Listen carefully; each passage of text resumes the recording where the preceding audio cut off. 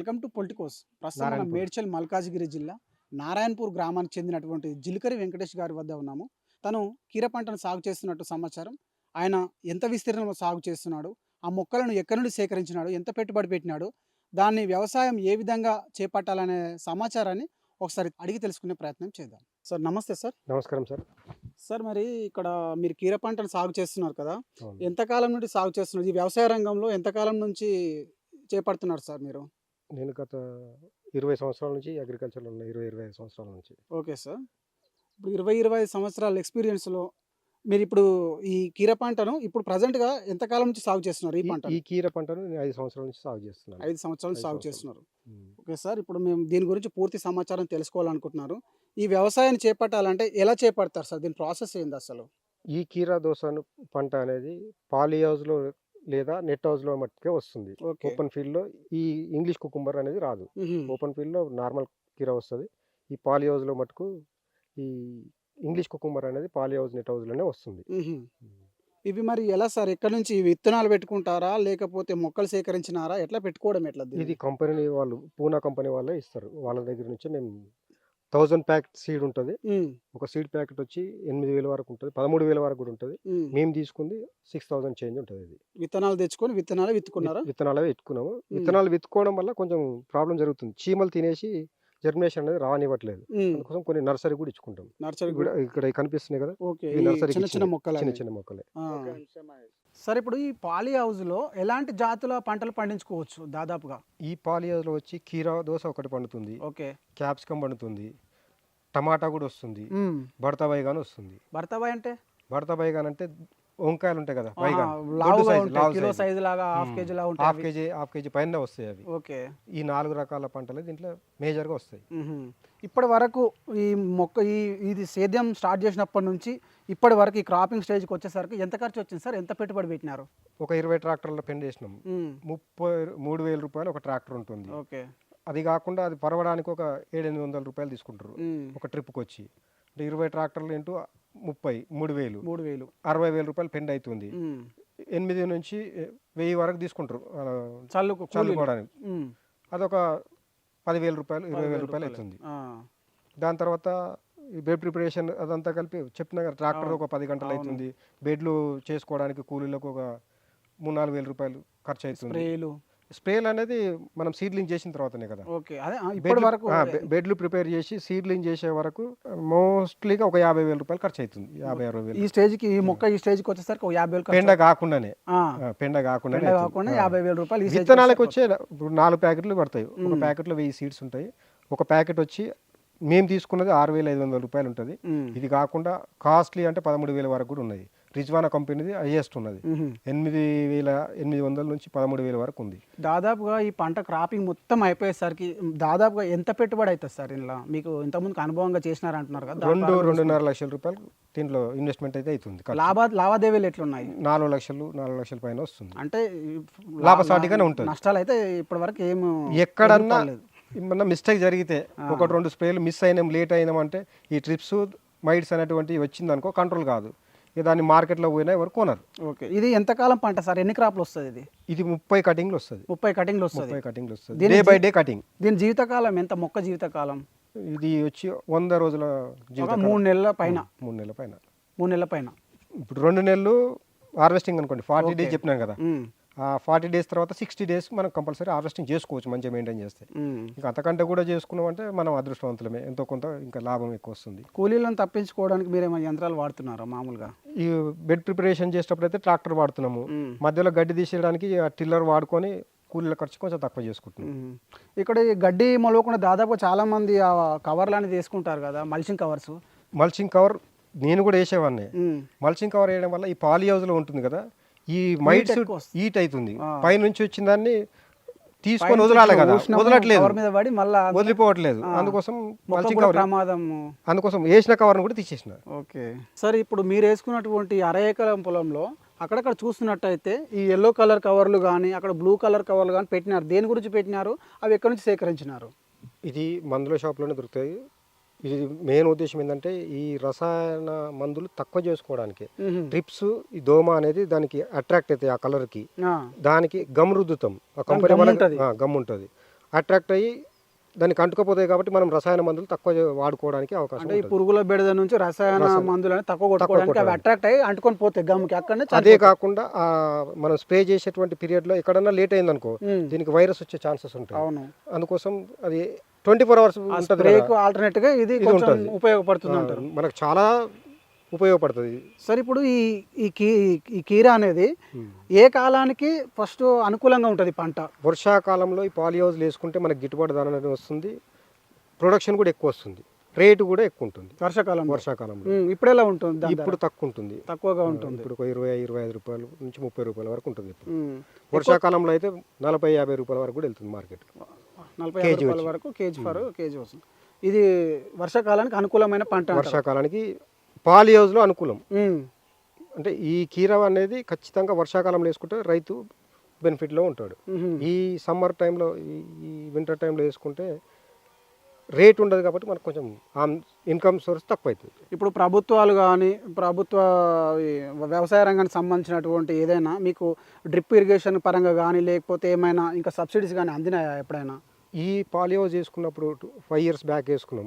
Government subsidy ఉన్నది. అప్పుడు 70% subsidy, 70% ఉంది. ఎస్సీ ఫార్మర్స్కి 70 ఉన్నది, జనరల్ ఫార్మర్స్కి బీసీకి 50% ఉన్నది. అది ఇప్పుడు కూడా ఉన్నది కానీ అది రావడం చాలా తక్కువ ఉంది. అది గిట్టుబాటు అవ్వట్లేదు. ఇప్పుడు వేసుకునే రైతులు అయితే ముందుకు రావట్లేదు. మన ప్రాంతంలో వస్తే అసలు ముందుకు రావట్లేదు. ఇవి ఎలాంటివి నేలలలో బాగా పండుతుంది సార్? పంట ఎర్ర నేలలోనే మంచి పంట పండుతుంది. ఎర్ర నేలలోనే బాగా పండుతుంది. ఇప్పుడు ఓవరాల్గా చూసుకున్నట్టయితే మీరు వేసుకున్నటువంటి పాలినేషన్ షెడ్ అయితే ఏదైతే ఉందో షెడ్కి ఎంత ఖర్చు వచ్చింది సార్ దాదాపుగా? ఈ షెడ్ ఎన్ని సంవత్సరాల కింద వేసుకున్నారు? ఎంత? 18 లక్షల రూపాయలు ఖర్చు అవుతుంది. ఒక హాఫ్ ఏకర్కి వచ్చి ఒక హాఫ్ ఏకర్ 18 లక్షలు అవుతుంది. అప్పుడు గవర్నమెంట్ వాళ్ళు ఏమైనా సాయం 70% వచ్చింది. 70% సబ్సిడీలో వచ్చేసింది. 18 లక్షలు ఖర్చు అవుతుంది. వీళ్ళని ఈ షెడ్ వేయడానికి ఎక్కడి నుంచి వస్తారు వాళ్ళు కూలీలు? గుజరాత్ కంపెనీ వాళ్ళు వేసారు. అనేది కంపెనీ వాళ్ళే వచ్చి వేసిపోతారు. పూనా కంపెనీ వాళ్ళకి మేము ఇచ్చినాం. పూనా వాళ్ళు వాళ్ళకి టైప్ అయి ఇచ్చినారు. పూనా గుజరాత్ వాళ్ళకి ఇస్తే వాళ్ళు వచ్చి కంప్లీట్ చేసి పేరు ఇచ్చారు. ఇది ఎన్ని సంవత్సరాల లైఫ్ టైం ఉంటుంది సార్? ఇది 5 years అయితే ఉంటుంది సార్. కవర్ అనేది 5 years లైఫ్ ఇస్తారు. ఓకే. ఎక్కడన్నా మనకు అనుకూలంగా లేక గాలులు ఎక్కువ వస్తే పేపర్ పోతుంది. లాస్ట్ టైం పోయింది, మనం సొంతంగా వేసుకోవాల్సి వచ్చింది, వేసుకున్నాం కూడా. ఓకే. ఇప్పుడు ఎన్ని సంవత్సరాలు అవుతుంది వేసుకొని? ఇది 5 years అవుతుంది సార్. 5 years అవుతుంది. అయిపోయింది కాలం. అయిపోయింది. ఓకే. ఇది అన్ని కాలాల్లో పండించే పంటనే అంటారా?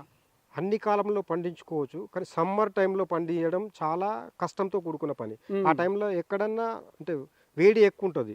మనకు 30-35 డిగ్రీల కంటే ఉష్ణోగ్రత పెరిగినప్పుడు దీంట్లో మైట్స్ది కానీ ట్రిప్స్ది కానీ కంట్రోల్ అనేది చాలా తక్కువ ఉంటుంది. మనం ఈ హాఫ్ ఏకర్ 1 acre పాలిహౌజ్లలో అది చేసుకోవాలంటే అయ్యే పని కాదు. 2-3 ఎకరాలు ఉంది అంటే దానికి అప్పుడు కూలర్లు ఫ్యాన్లు పెట్టుకొని మెయింటైన్ చేస్తే పండుతుంది. కానీ అంత ఇన్వెస్ట్మెంట్ పెట్టి మనం చేయలేము కాబట్టి ఆ సమయంలో ఏ రైతుకు మనం రికమెండ్ చేయవద్దు, పండించుకోవద్దు కూడా. ఆ 2 నెలలు ఖాళీ పెట్టుకొని ఆ కల్టివేషన్ చేసుకోవాలి. బెడ్ ప్రిపరేషన్ చేసి రెడీ పెట్టుకొని జూన్ మాసంలో మనం విత్తనాలు స్టార్ట్ చేసుకోవాలి. ఒక్క క్రాప్ కటింగ్ చేసినప్పుడు ఎంత దిగుబడి వస్తుంది సార్? దాదాపుగా ఎన్ని కిలోల దిగుబడి వస్తుంటుంది? ఈ హాఫ్ ఏకర్లో ఫస్ట్ 2-3 కటింగ్ల వరకు 2-3 క్వింటాల వరకు అంటే ఎక్కువ రాదు. ఒక 10 కటింగ్ల వరకు 7 క్వింటాల నుంచి టన్ను వరకు కూడా వస్తుంది. 1000 కిలోల వరకు కూడా వస్తుంది. వీటిని తీసుకోవడం ఎట్లాగా మరి? మార్కెట్ తీసుకోవడం ఎట్లాగా? ట్రైలర్లో తీసుకుపోతాం సార్. ఆటో కానీ ఏదైనా ఆటోలో మేమే తీసుకెళ్తాం. తీసుకెళ్తారు. అంత మన ప్రాంతంలో మన ఇండియాలో అయితే అక్కడికి వరకు రాలేదు. ఎక్కడున్నా రైతు హార్వెస్టింగ్ చేయాల్సిందే, తీసుకుపోయి మార్కెట్కు మనం సప్లై చేయాల్సిందే. పంట వేసుకోవడం వల్ల లాభాలు ఉంటాయి అంటారు, నష్టాలు ఉంటాయి అంటారు? ఈ పంట వేసుకోవడం వల్ల ఖచ్చితంగా లాభాలు అయితే ఉంటాయి. కానీ ఒక మార్చి మాసం నుంచి అయితే అసలు వేసుకోవద్దు. 2 నెలలు 3 నెలలు వేసుకోవద్దు. జూన్ తర్వాతనే వేసుకోవాలి. ఓకే.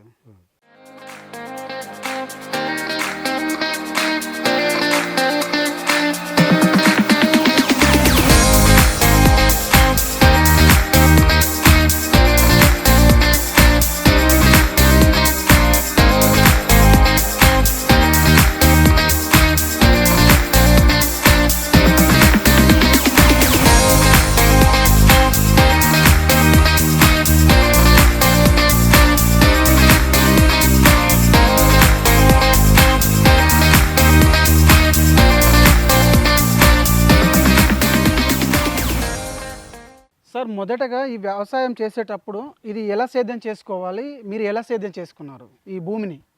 ఈ యొక్క పాలిహౌజ్ చేయకముందుకు ఫుల్ కల్టివేషన్ అంటే ప్లవ్ వేసి దాని తర్వాత డోజర్ బండితో లెవెల్ చేసుకున్న తర్వాతనే ఈ హార్టికల్చర్ డిపార్ట్మెంట్ త్రూలో ఈ పాలిహౌస్ సబ్సిడీలో వేసుకున్నాం.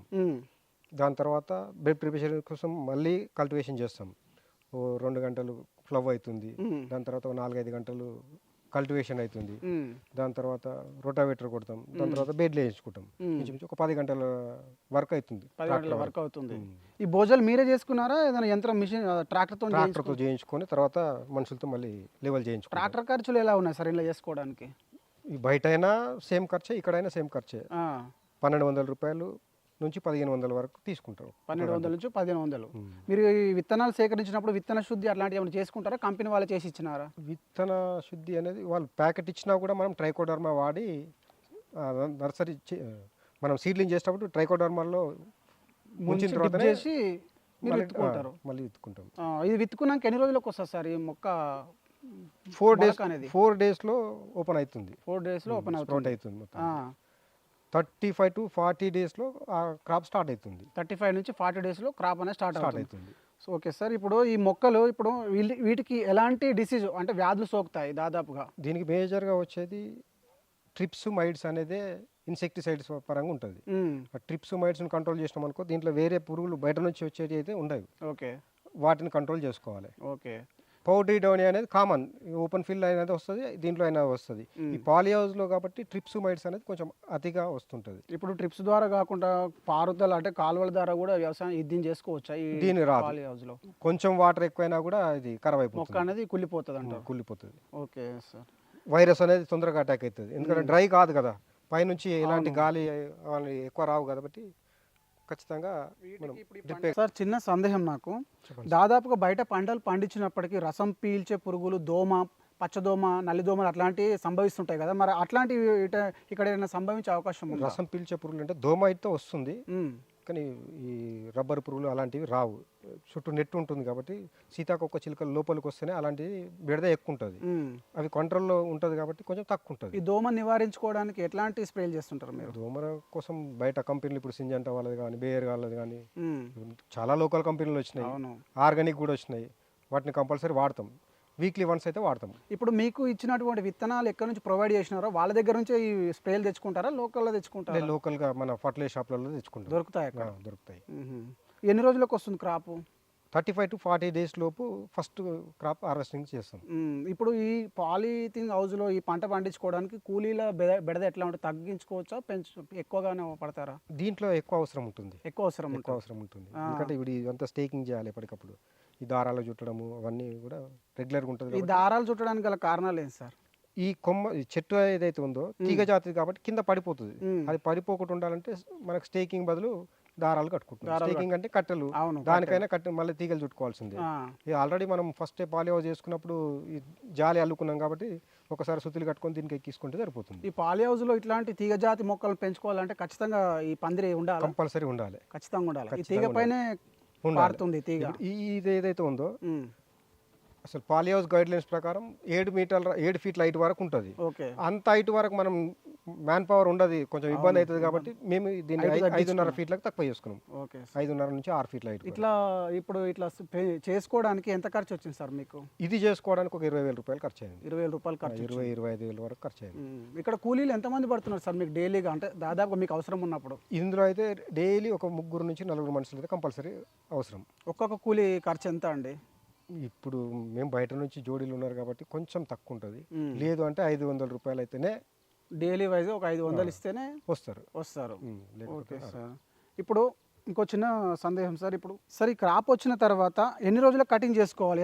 ఎంత సైజ్ అయినాక కటింగ్ చేసుకుంటారు దీన్ని? కిరాణా 200 గ్రామ్స్ ఉండాలి, ఒక్కొక్కటి పీస్ వచ్చి 200 గ్రాములు ఉండాలి. ఇవి ఎక్కడ అమ్ముకుంటారు సార్ మీరు? మేమైతే మాకు దగ్గరలో ఒంటిమామిడి మార్కెట్లో ఉంది కాబట్టి ఒంటిమామిడి మార్కెట్లో అమ్ముకుంటాం. అక్కడ కూడా డిమాండ్ లేకపోతే బోయినపల్లి వేసుకుంటాం.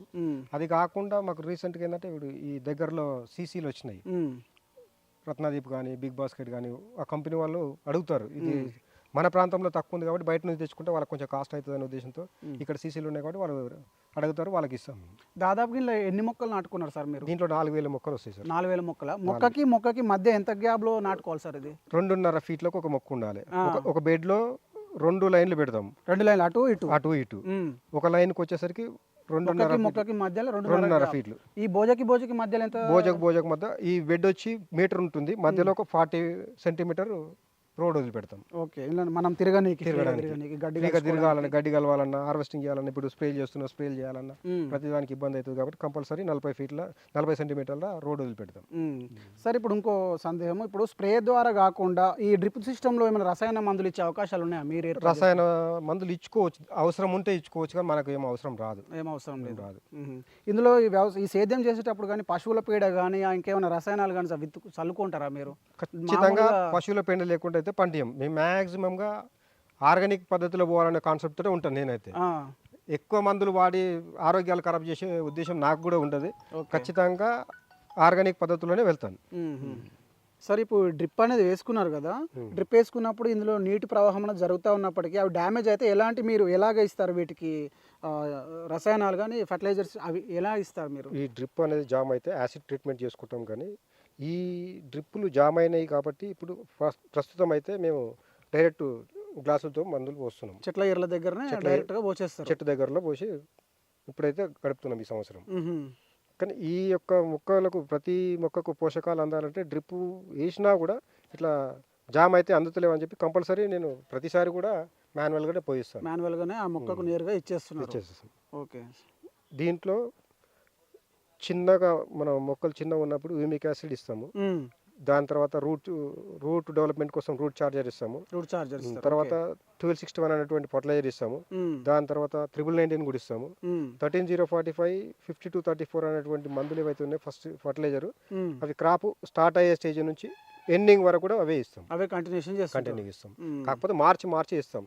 దానికి బోరాన్ అవసరం ఉంటే బోరాన్, కాల్షియం అవసరం ఉంటే కాల్షియం, నైట్రోజన్ అవసరం ఉంటే ఆ మొక్కకు ఏదైతే అవసరం ఉంటుందో ఎర్లీ మార్నింగ్ వచ్చి మేము ఫస్ట్ చూసుకున్న తర్వాతనే ఏది అవసరం ఉంటే అది ఈ రోజు కాకపోయినా రేపైనా అదే ఇవ్వాల్సి వస్తుంది. ఖచ్చితంగా వేయిస్తాం. ఈ నీరు ఇప్పుడు డ్రిప్ ద్వారా వాటర్ ఎన్ని రోజులకు ఒకసారి ఇస్తారు సార్ మొక్కకి? ఎవ్రీడే ఇస్తాం. ఎవ్రీడే ఇవ్వాలి కంపల్సరీ. ఏ టైంలో ఇవ్వాలి? మార్నింగ్ అవర్స్లోనే ఇస్తాం. మార్నింగ్ 6 to 7 o'clock టైంలోనే ఇచ్చేస్తాం. మనం మనుషులో ఎప్పుడైతే టిఫిన్ ఎర్లీగా చేస్తే ఎంత ఆరోగ్యంగా ఉంటామో ఈ మొక్కలకు కూడా అదే టైంలో మేము వాటర్ కానీ ఫీడింగ్ కానీ అప్పుడే ఇస్తాం ఫర్టిలైజర్. ఓకే సార్, ఇంకోటి, ఈ కొత్తగా వచ్చే వ్యవసాయ రంగంలోకి అడుగు పెట్టాలనుకున్నటువంటి నాలాంటి యువత కావచ్చు, ఇంకెవరైనా కావచ్చు, వాళ్ళకు మీరు ఎలాంటి సలహాలు సూచనలు ఇవ్వదలుచుకున్నారు? నిరుద్యోగం అనేది మన ఇండియాలో చాలా ఎక్కువగా ఉన్నది కాబట్టి ఖచ్చితంగా అగ్రికల్చర్లోకి రావాలని నేను కోరుకుంటున్నాను. అగ్రికల్చర్లోకి రావాలంటే ఇలాంటి కమర్షియల్ క్రాప్లోకే రావాలి. ఏదో వరి పండిస్తాము, చిన్నగా కూరగాయలు పండిస్తామంటే గిట్టుబాటు రాదు. కాబట్టి ఇవాళ సహజంగా ఒక కుటుంబం బతకాలంటే ఒక 50,000 రూపాయలు నౌకరీ చేస్తేనే బతికే పరిస్థితి ఉన్నది. అందుకోసం ఇలాంటి అధునాతమైనటువంటి వ్యవసాయంలోకి వస్తేనే అది చాలా కేర్గా తీసుకుంటే సక్సెస్ అనేది ఉంటుంది. ఖచ్చితంగా అగ్రికల్చర్లో అయితే చేసేటువంటి ఇంట్రెస్ట్ కల్పించవచ్చు. ఓకే సార్, మీ విలువైన సమాచారాన్ని మాకు అందించినందుకు ప్రత్యేకంగా ధన్యవాదాలు. Thank you sir. మంచి సంతోషం.